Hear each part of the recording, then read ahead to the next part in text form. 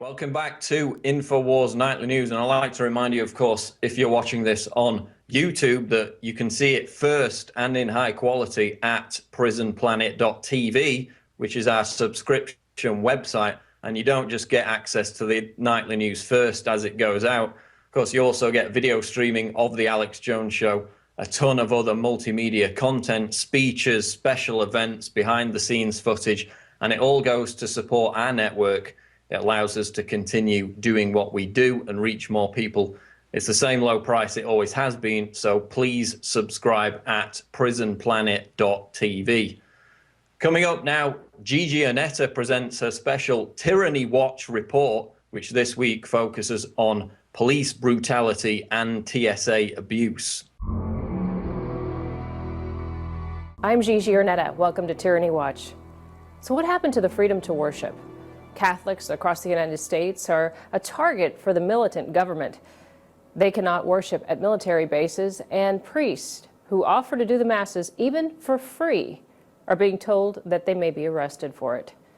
Clearly, the people in Washington, D.C. need to examine their hearts. The deceit reaches over oceans, as Kerry is in Malaysia, and he praises Malaysia for their multi-faith model in the Muslim country that bans Bibles. It's good to know that Secretary of State John Kerry's ideal multi-faith model is a country that seized 20,000 Christian Bibles, banned Ahmadis from praying, and destroys a Hindu temple every 3 weeks. Let's hope his boss doesn't intend to introduce this multi-faith model in the United States. One of the worst problems is forced conversions to Islam, which has become particularly acute since 2001. Despite the provision for freedom of religion entrenched in Article 11 in the Malaysian Constitution. Now, even the non-recognized Muslim sects are in trouble. The Selangor Council of Islamic Religion in Malaysia has issued a notice ordering the Ahmadiyya Muslim Community Malaysia to immediately stop offering prayer services at the National AMC headquarters. The waters are definitely muddy when it comes to multi-faith in this administration. This weekend they had their hands full as people stood up all over Washington. Thank you for being here today, because we, the people, are determined to show the United States military, our esteemed vets, that the size of the heart of America for our vets is immeasurable. We are here to honor our vets. You look around, though, and you see these barricades, and you have to ask yourself, is this any way that a commander-in-chief would show his respect, his gratitude to our military? This belongs to you. This does not belong to the government. It belongs to the people. America, God shed his grace on thee, and crown thy good with brotherhood from sea to shining.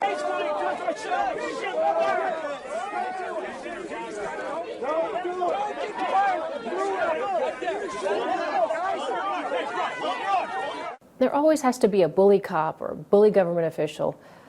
And in New York, a criminal defense attorney reveals that in the Bronx, they actually lied to meet quotas. Narcotic police lied to reach arrest quotas in the Bronx. It'll be interesting to hear details in upcoming weeks about how they threw innocent people in the slammer just to satisfy their job requirements. The TSA absolutely humiliates an 82-year-old woman at Sky Harbor Airport. This revelation is in a recent report only available because of the Freedom of Information Act. An 82-year-old woman in a wheelchair in the screening line at Phoenix Sky Harbor Airport goes all the way through until the metal detector beeps over her chest. The woman tells TSA that she has a breast prosthesis because she had a mastectomy. The TSA agents take the woman to a room and order her to take off her blouse, then her bra, and then her prosthesis, which they examine. The elderly woman strips to her waist with nothing to hide her scars. Welcome to the USA. Stop the tyranny. Sign up for prisonplanet.tv today and give your username and password to up to 10 people. And don't lose hope. Remember Psalm 118:8 says that it's better to take refuge in the Lord than to trust humans. I'm Gigi Annetta with Tyranny Watch for the INFOWARS Nightly News.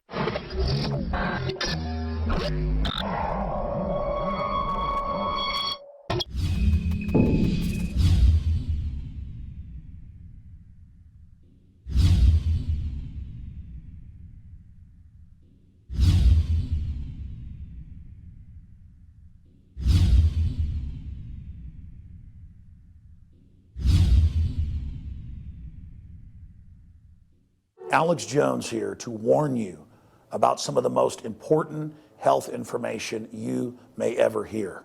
I'm talking about radiation, radioactive fallout, radioactive particles contaminating the Northern Hemisphere. Conservatively, since the 1940s, the Northern Hemisphere of our planet has more than doubled its background radiation. In fact, that was before Fukushima exploded. Now the levels are going up and up and up. Fish are contaminated in the Pacific, and the FDA, the EPA, and others, they're not worried about it. They've been raising the levels of what they claim is safe radioactive particles.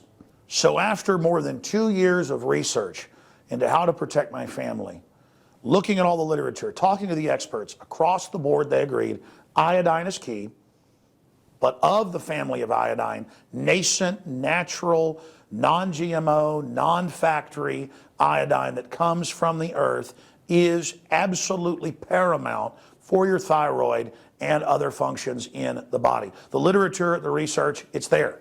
It's not my opinion. It is admitted that iodine is essential for the health of our bodies overall, and nascent iodine is the best form. Now, we're announcing the launch of InfoWarsLife.com, and we're going to bring you scores of products over the next few years that we're researching and developing. But nascent iodine is the first product we're coming out with because it's so important, and it's also listed as a fluoride detoxer. It does so many other things. Your body needs it, and when you don't have enough iodine, forget the radiation, your thyroid absorbs the sodium fluoride and other things. Nascent iodine and InfoWars Life Survival Shield in double strength at half the cost of the leading competitors. Please visit InfoWarsLife.com today. Last night on MSNBC, Rachel Maddow covered the Veterans March that took place over the weekend. And in stereotypical mainstream fashion, she deliberately distorted and falsified the facts surrounding the protest. First, she made it look like the Veterans March was organized by the Tea Party, led by Ted Cruz and Sarah Palin. And she said it was a small demonstration and once again pulled out the race card, insinuating that the veterans rally was somehow racially motivated. Vaguely threatening but incoherent is a patented thing with these folks. It has never, ever held them back. Like, say, this guy who brought the Confederate flag to the rally to wave it in front of the White House. Yes, an African-American family lives in that house now. But hey, I think the idea here was more about waving a Confederate flag in front of a house where a black family lives than it was about anything specific related to the Marines. And of course, they kept showing footage of this one guy who was out there with his Confederate flag, but failed to show the incredible amount of veterans who showed up, including, yes, black veterans.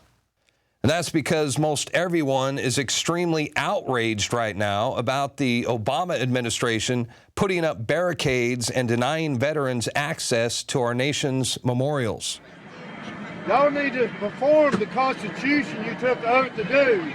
These veterans served our country. They put their life in line, on the line for you, for our country. And you're going to block their access to the memorial? Surely you got more dignity and respect than that. You're going to spit on their graves as well when they die?